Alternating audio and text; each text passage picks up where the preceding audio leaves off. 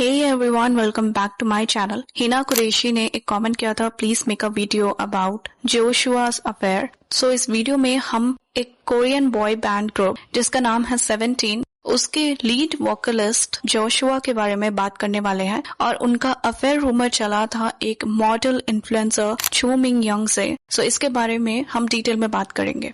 Now ये जो band है 17, इन्होंने 2015 में डेब्यू किया था और इसको एक सेल्फ प्रोड्यूसिंग बैंड भी कहा जाता है क्योंकि इसके अंडर में 13 मेंबर्स हैं और जितने भी मेंबर्स हैं ना वो खुद म्यूजिक प्रोड्यूस करते हैं, कोरियोग्राफी करते हैं, सॉन्ग राइटिंग करते हैं। सो ऑलमोस्ट जो बैंड है वो सेल्फ डिपेंडेंट है। नाउ जोशुआ का अफेयर स्कैंडल 2023 में हुआ था जब पहली बार रूमर्स आने स्टार्ट हुए एंड जिस मॉडल के साथ इनकी डेटिंग की खबर आ रही थी उनका नाम था चो मिंग यंग। इन्होंने एक रियलिटी टीवी शो में भी पार्टिसिपेट किया है। लेट्स अंडरस्टैंड ये रूमर्स पहले आए कैसे। तो स्टार्टिंग में फैंस ने कुछ सिमिलैरिटीज नोटिस करना स्टार्ट की एंड जैसे कि चाइना कोरिया में होता है, आइडल्स की छोटी सी छोटी बातों को नोटिस किया जाता है। तो फैंस ने ना चो मिंग यंग के अकाउंट में कुछ ऐसी चीजें देखी, लाइक वो दोनों ने सेम क्लोथ्स पहना था, उनके फोन केसेस भी इनफैक्ट सिमिलर थे, कुछ ऐसी पिक्चर्स थी जो दोनों ने एक ही जगह पर खिंचाई थी, लोकेशन उनकी सेम थी और इनफैक्ट बैकग्राउंड भी उनका सेम था। तो यहाँ से स्पेकुलेशंस ग्रेजुअली स्टार्ट हुए थे। अभी यहाँ पर ना हम इसको कोइंसिडेंस भी कह सकते हैं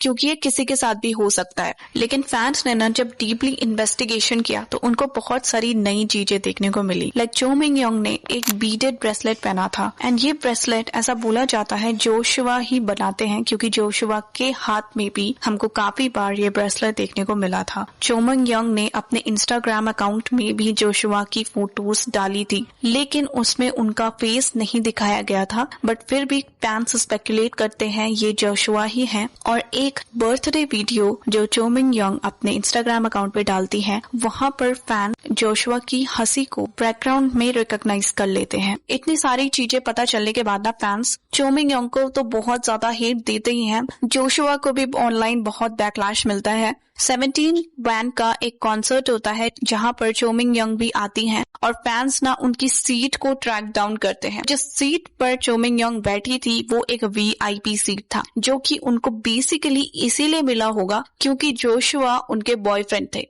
इस पॉइंट पर 17 के फैंस जिनको कैरेट्स बोलते हैं दो ग्रुप्स में डिवाइड हो जाते हैं। एक का कहना था क्योंकि जोशुआ हम लोगों की तरह ही है तो वो किसी को भी डेट कर सकते हैं क्योंकि उनका भी एक पर्सनल लाइफ है, लेकिन एक दूसरा ग्रुप था जो कि जोशुआ से बिल्कुल भी खुश नहीं था। ऑल्सो वो चो मिंग यंग को बहुत ज्यादा हेट देते हैं, उनकी अपीयरेंस को टारगेट करते हैं, किस तरीके से वो सुंदर नहीं दिखती है और उनका कैरेक्टर असैसिनेशन भी किया जाता है। ये टॉक्सिक फैंस कुछ प्रोटेस्ट ट्रक्स को रेंट करते हैं और जोशुआ की एजेंसी में भेज देते हैं। बेसिकली यहाँ पर डिमांड्स रखी जाती है दैट या तो जोशुआ अपोलोजाइज करें और या फिर वो 17 बैंड को छोड़ दें। जब इनका जापान में कॉन्सर्ट हुआ था उस टाइम पर इस बॉय बैंड के 12 मेंबर्स को छोड़ के जोशुआ की मर्चेंटाइज को नहीं सेल किया गया था, उस पर रोक लगा दी गई थी क्योंकि फैंस बिल्कुल भी खुश नहीं थे। और मोस्टली ये जो हेट मिल रहा था ना वो चाइनीज और कोरियन फैंस से मिल रहा था।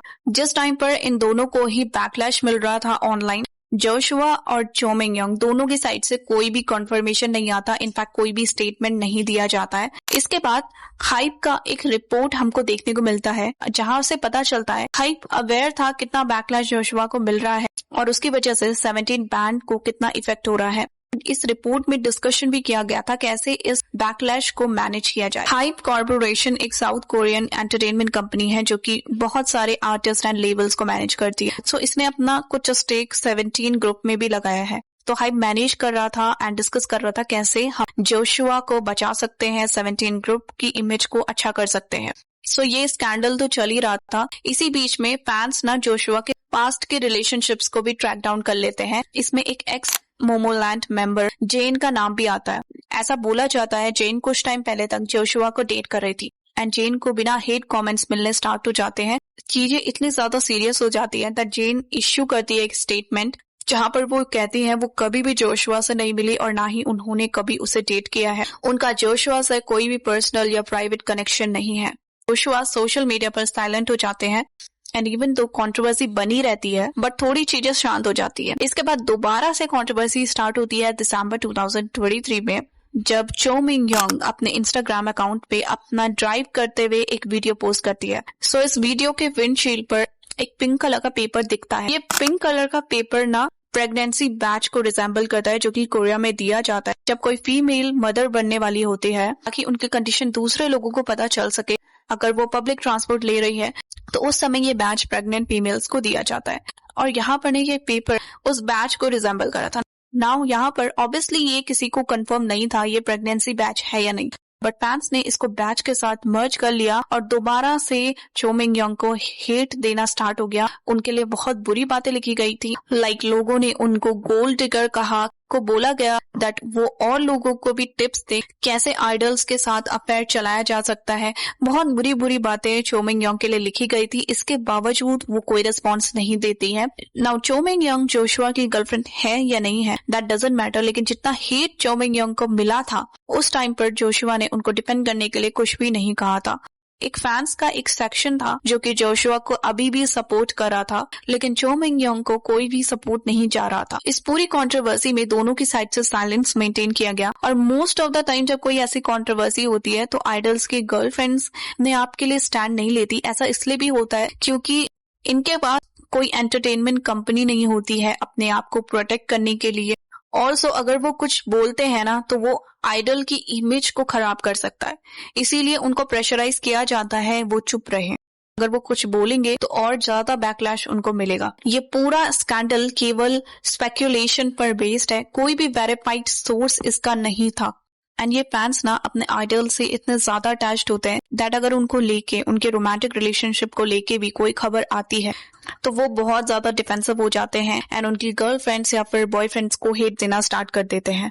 सो ये पूरा सिचुएशन था एंड प्रेजेंट में अभी हमको कोई भी रिसेंट अपडेट्स देखने को नहीं मिलती है चो मिंग यंग को लेके, उनके रिलेशनशिप स्टेटस को लेके।